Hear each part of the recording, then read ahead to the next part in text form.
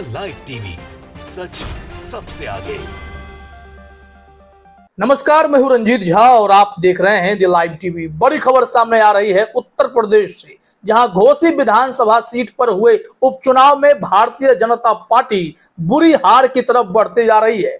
India गठबंधन से सपा प्रत्याशी सुधाकर सिंह यहां पर बाजी मारते हुए दिखाई पड़ रहे हैं। 26,000 से अधिक वोटों की संख्या से बीजेपी के उम्मीदवार को पछाड़ते हुए वे आगे बढ़ते जा रहे हैं। जीत का परचम बस लहराने ही वाले हैं। घोसी विधानसभा उपचुनाव में मुस्लिम बाहुल्य इलाके में खूब दबाव बनाया गया, उन्हें वोट डालने से रोका गया। वो सब इलाकों ने अब इस बार अपने वोट की ताकत से जवाब दिया है, जिन्हें बार बार रोकने की कोशिश हो रही थी।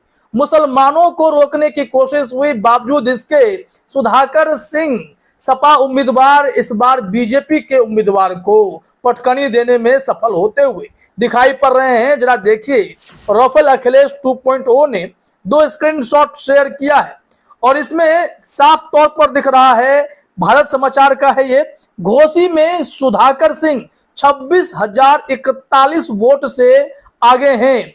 घोसी में यानी सपा के सुधाकर सिंह, जिसके पैरेलल में खड़े थे बीजेपी से दारा सिंह चौहान, जो पूर्व में सपा के ही उम्मीदवार थे, लेकिन उन्होंने पाला बदला और इस बार दारा सिंह के सामने अखिलेश यादव ने सुधाकर सिंह को खड़ा कर दिया और दारा सिंह वहां पिछड़ते चले गए। चुनाव से पहले ही जब कैंपेन चल रहा था, उस वक्त भी यह साफ देखा जा रहा था कि सुधाकर सिंह का दबदबा बहुत जबरदस्त है घोसी विधानसभा उपचुनाव के लिए, क्योंकि दारा सिंह चौहान पर जिसने स्याही फेंकी थी, वो व्यक्ति जब सरेंडर करने आया, वो खुद बीजेपी का कार्यकर्ता था और कहा कि मुझे कहा गया है कि चुनाव घोसी में फंस रहा है, इस वजह से मेरे पर स्याही फेंक कर भाग जाओ, तुम्हें कुछ नहीं होगा, बचा लिया जाएगा। और बाद में दारा सिंह चौहान कहते हैं कि वो व्यक्ति झूठ बोल रहा है, लेकिन अखिलेश यादव ने बता दिया था कि ये बीजेपी की ही सोची समझी हुई चाल है, लेकिन यह चाल वहां पर सब बेनकाब हो गया। और घोसी विधानसभा उपचुनाव में इस वक्त सुधाकर सिंह के लिए जनता का जो आशीर्वाद प्राप्त हुआ है, वो एक बड़ा मैसेज दे रहा है कि उत्तर प्रदेश में आने वाले दिनों में चुनावी भविष्य किस ओर करवट ले रहा है। उत्तर प्रदेश में इस वक्त भले ही बीजेपी अपने आप को बहुत मजबूत स्थिति में देख रही हो, लेकिन उपचुनाव के नतीजे उन्हें टेंशन देने के लिए काफी हैं कि 2024 का रास्ता कैसा होगा और उत्तर प्रदेश में आने वाले समय में चुनावी परिदृश्य कैसा होने वाला है। दरअसल इंडिया गठबंधन की मजबूती का असर है कि सुधाकर सिंह के साथ जो भी दल आए, जो भी सपा के साथ खड़े हुए, उन लोगों ने एकजुटता दिखाई और बीजेपी के उम्मीदवार को पटकनी देने में सफलता भी लगभग पा ली है। क्योंकि इस बार ऐसा हुआ था कि इंडिया गठबंधन ने तय किया है कि जहां भी चुनाव लड़ेंगे आपसी सहमति से लड़ेंगे, एक सीट एक उम्मीदवार होगा, न कि अलग अलग दल के उम्मीदवार वहां खड़े कर दिए जाएंगे, जिससे बीजेपी को पोलराइजेशन में फायदा हो जाए, वोट ध्रुवीकरण हो जाए और बीजेपी अपने वोट से जीत जाए। लेकिन इस बार हर कोई दल, चाहे कांग्रेस हो या पीपुल्स फ्रंट हो या अलग अलग छोटे छोटे दल हो जिनके पास थोड़ा सा भी जनाधार है, उन सब ने सपा के उम्मीदवार अखिलेश यादव के कैंडिडेट सुधाकर सिंह को समर्थन दे दिया।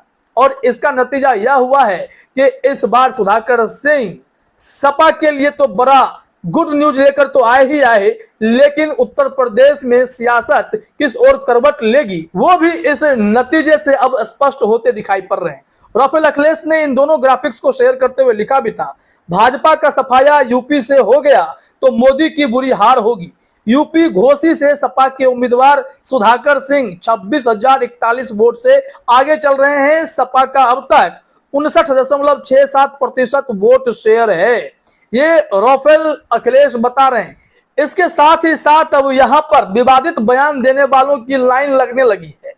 दरअसल हमने आपको खबर की शुरुआत में ही जानकारी दी है कि कैसे मुस्लिम बाहुल्य क्षेत्र में जो वोटर्स थे, वो वोट देने के लिए जा भी रहे थे तो उन्हें रोका जा रहा था, उन्हें भगाया जा रहा था, उनके वोटर कार्ड आधार कार्ड छीने जा रहे थे। वो हम आपको कुछ विजुअल्स भी, कुछ ट्वीट्स भी दिखाएंगे जब ऐसी घटना मतदान के दौरान हुई थी, वो हम दिखाते हैं। लेकिन इससे पहले जरा ये सोचिए कि संजय निषाद जो यूपी सरकार में मंत्री हैं, वो इस हार के बाद बौखलाहट में अनाप शनाप बयान भी दे रहे हैं।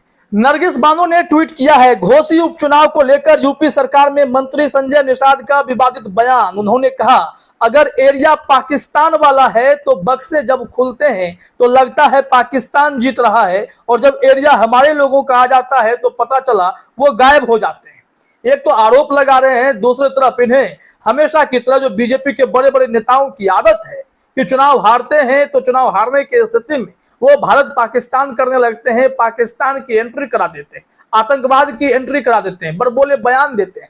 संजय निषाद भी कुछ उसी तरीके की बयानबाजी कर रहे हैं, विवादित बयानबाजी कर रहे हैं कि पाकिस्तान जीतने लगता है अगर उस इलाके का खुलता है, तो मुसलमानों पर ये सीधे तौर पर निशाना साध रहे हैं। लेकिन वो भूल जाते हैं कि इस देश के मुसलमान भारतीय नागरिक हैं, सच्चे भारतीय हैं। आपके सर्टिफिकेट की और आपके विवादित बोल की जरूरत उन्हें नहीं पड़ने वाली है। इसके अलावा हम आपको अब दिखाते हैं कि कैसे मतदान के समय इन लोगों के साथ ज्यादती की गई थी। पल पल के अपडेट को साझा कर रहे थे समाजवादी पार्टी के ट्विटर हैंडल पर उनके कार्यकर्ता नेता। देखिए, इसमें एक विजुअल्स आप अपने स्क्रीन पर देखिए। ये जो भीड़ दिखाई पड़ रही है, इन लोगों की समस्या क्या थी वो ट्वीट में समझ जाएंगे आप। ट्वीट देखिए अपने स्क्रीन पर। घोसी उपचुनाव में सीओ विनीत सिंह भाजपा के एजेंट के रूप में काम कर रहे हैं। मुस्लिम मतदाताओं का वोटर आईडी कार्ड तथा आधार कार्ड छीन कर ले गए और वोट डालने पर एफआईआर दर्ज करने की धमकी दे रहे हैं। संज्ञान ले चुनाव आयोग, सीओ को तत्काल सस्पेंड कर निष्पक्ष चुनाव हो सुनिश्चित करना होगा, ये इलेक्शन कमीशन से कहा जा रहा है।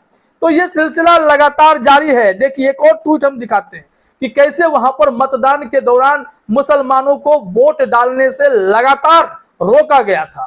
बावजूद इसके घोसी विधानसभा सीट पर हुए उपचुनाव में सपा के उम्मीदवार सुधाकर सिंह सफल हो रहे हैं, जीत की ओर लगातार बढ़ते जा रहे हैं। समाजवादी पार्टी ने उस दौरान एक और विजुअल शेयर किया था और उस विजुअल पर उन्होंने लिखा भी था कि घोसी उपचुनाव में मुस्लिम बाहुल्य क्षेत्रों में पुलिस की गाड़ी में बैठकर वोट डालने जा रहे मतदाताओं को पीटकर भगा रही पुलिस। संज्ञान ले चुनाव आयोग, निष्पक्ष मतदान हो सुनिश्चित, ये एक समाजवादी पार्टी की तरफ से प्रतिक्रिया आ रही थी उस वक्त। इसका मतलब है कि मामला तो वहां गंभीर था ही था। बावजूद इसके अगर इंडिया गठबंधन वहां पर अपना दबदबा बनाने में सफलता पा रहा है तो निश्चित तौर पर जनता बदलाव के मूड में दिखाई पड़ रही है। 2024 में लोकसभा चुनाव होंगे और कहा जाता है जिसने यूपी की बाजी मार ली उसने दिल्ली के सत्ता पर अपना दबदबा बना लिया। ऐसे में अगर यहां नैया डगमगा रही है, इस लिटमस टेस्ट में ये फेल हो रहे हैं बीजेपी वाले, तो 2024 के लिए उनकी राहें मुश्किल भरी होंगी। कैसे मुसलमानों को परेशान किया गया था, लेकिन वो सब अब एकजुट होकर बड़ा मैसेज दे चुके हैं कि जीत किसकी होनी चाहिए थी और जीत किसकी हो रही है, क्योंकि जो हकदार है उसे ही जनता ने वोट दिया है। समाजवादी पार्टी ने एक महिला का, मुस्लिम महिला का आधार कार्ड, वोटर आईडी कार्ड दिखाते हुए विजुअल शेयर किया है और उसमें लिखा भी गया है, मोहम्मदिया बड़ा गांव बूथ नंबर 145 पर वोट डालने जा रहे लोगों को आपका वोट पड़ गया है कहकर पोलिंग से लौटाया जा रहा है। चुनाव आयोग तत्काल संज्ञान ले, निष्पक्ष मतदान हो सुनिश्चित। ये बार बार समाजवादी पार्टी वाले मैसेज डाल रहे थे, लेकिन इसके बावजूद मुसलमानों को परेशान किया गया था। खैर, जो वोटिंग प्रतिशत रहा और इस वक्त जो नतीजे के दौरान जो वोट का हिस्सा दिखाई पड़ रहा, 59% से अधिक, करीब अब तक 60% वोट का पूरा हिस्सा जो है वो समाजवादी पार्टी के उम्मीदवार के पाले में चला गया। 26,000 वोट से अधिक की संख्या से वो आगे चल रहे हैं 16वें राउंड में। तो आने वाले समय में यह आंकड़ा और बढ़ सकता है और निश्चित तौर पर बताया जा रहा है कि घोसी विधानसभा उपचुनाव में सपा के उम्मीदवार सुधाकर सिंह की जीत एकदम तय है। अब इसे कोई रोक नहीं सकता है। बीजेपी के लिए टेंशन इस बात की हो गई है कि इंडिया गठबंधन बनने के बाद उत्तर प्रदेश में यह हार हो गई है, तो उत्तर प्रदेश के लिए मैसेज कतई अच्छे नहीं होंगे। फिलहाल इस वीडियो में इतना ही। आप सभी का हमसे जुड़ने के लिए बहुत बहुत धन्यवाद। द लाइव टीवी, सच सबसे आगे।